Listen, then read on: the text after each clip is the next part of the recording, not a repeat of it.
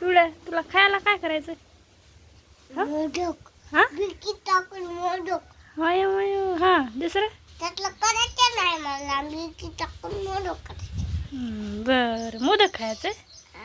हा कसे आता कसं माहिती? हा कसं करायचं मोदक? आता असं कसं?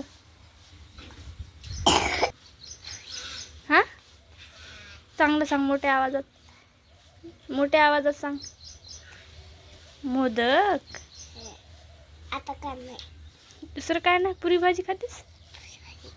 खाती अंडा रेसिपी कसं करतात? अंडा रेसिपी आता उलटी वाटा मग शिव टाकत.